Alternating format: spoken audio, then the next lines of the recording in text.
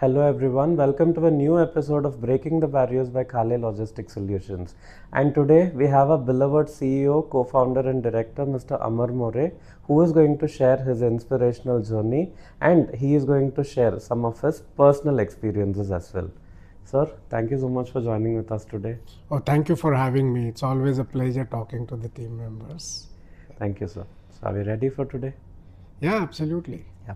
So first of all, I would like to ask you, what is that important skill required for a leader to showcase his leadership skills and take the team forward? See, leadership is all about ability to guide, inspire, and influence, people. So when you talk about, guiding, inspiring, or influencing, first of all, a leader needs to have a clear vision. Because a leader should know where is he taking the team and how, right? So having a vision is a very important aspect of leadership. Second is you have a vision, but if you're not able to communicate that clearly, then things are not going to work out. So communication skills in terms of communicating your vision, to the team so that they understand, how we are going to get there.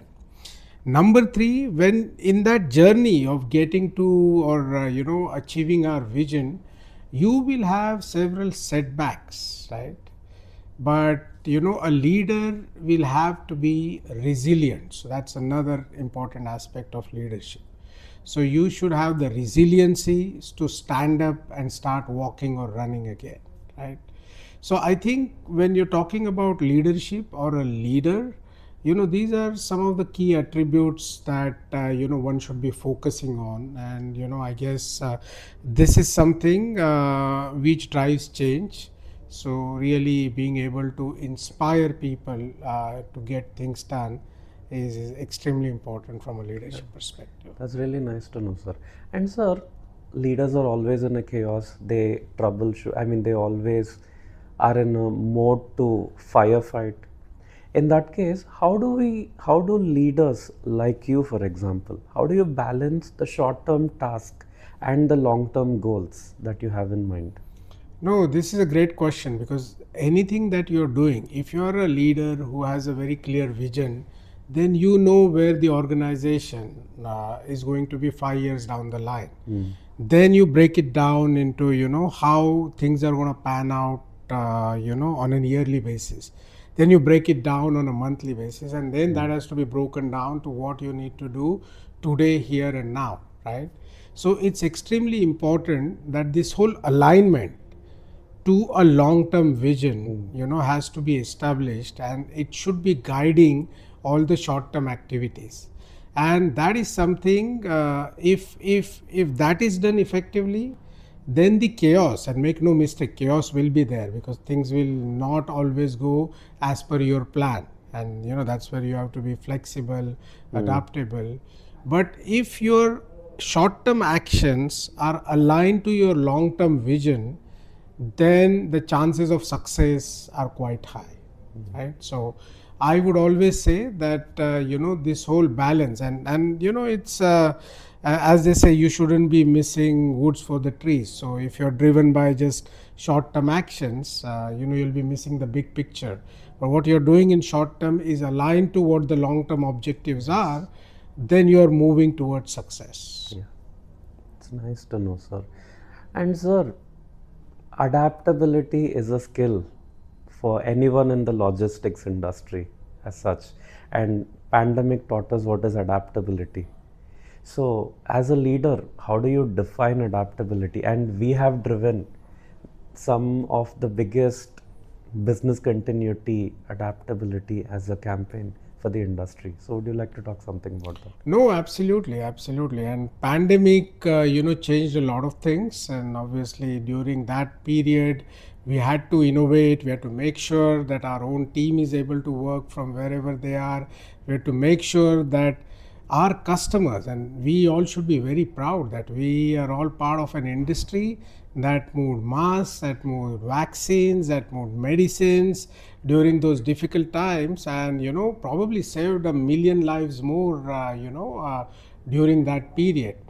And I guess allowing this industry to work without the need of being physically present where they were earlier, or allowing the industry to work with less paper, which is a medium of transmission of virus, allowing them to work from their homes is something that was required in those times. And we not only did it ourselves, we also gave that to our customers. So I think one thing we should be very clear about, that in life, change is the only constant thing, right? I mean, this is a trite, or a commonplace idiom, but it is an eternal truth as well. And there is no point in fearing change or running away from change.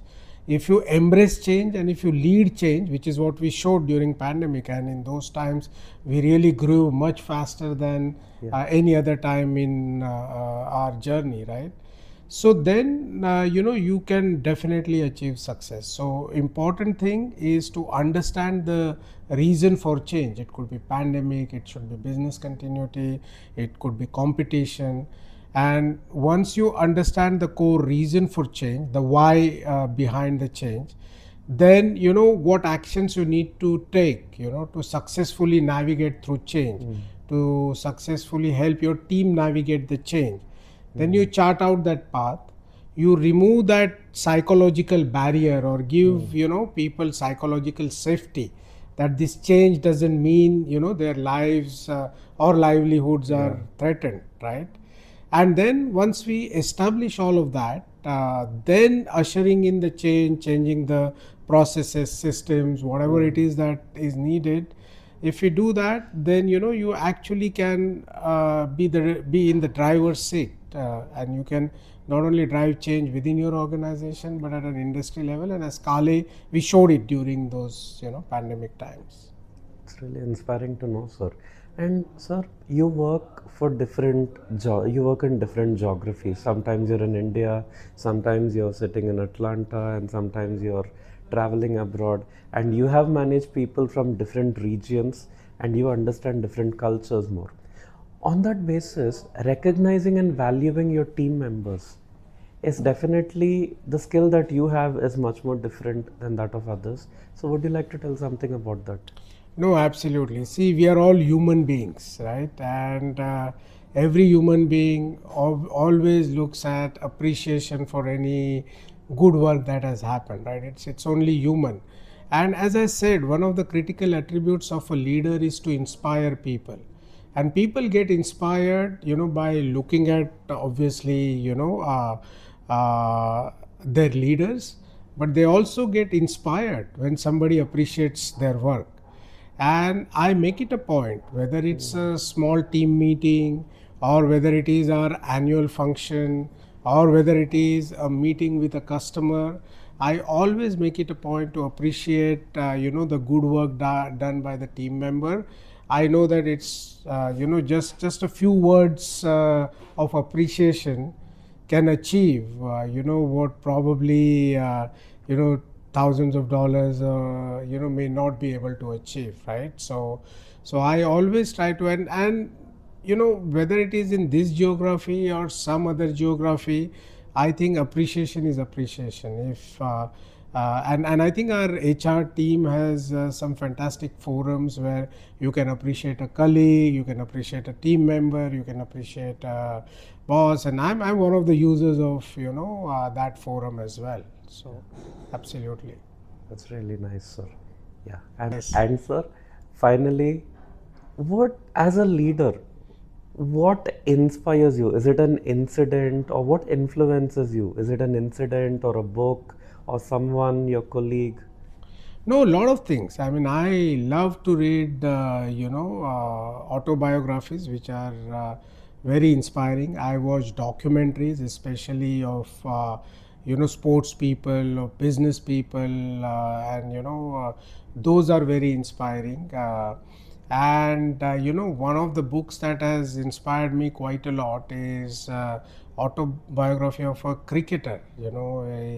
There was a great cricketer from Australia called Steve Waugh, and he was an Australian captain as well. And he has a book called out of my comfort zone. And it perfectly summarizes, what a leader needs to face and what a leader faces all the time, where you either are out of your comfort zone or you need to take yourself out of a comfort zone, to be able to achieve what you want to achieve. So absolutely, I mean, I look for any source of inspiration or motivation that's available out there, and like to keep myself continuously inspired and motivated. Yes. That's really nice, sir. A lot of information, a lot of insights to ponder upon. We believe it is useful for everyone as well, and we believe all of you knew the personal side of Amar, sir. Thank you so much for joining with us today, and keep watching for more. We have more such leaders coming in. Thank you. Yeah. Thank you very much, Arvind.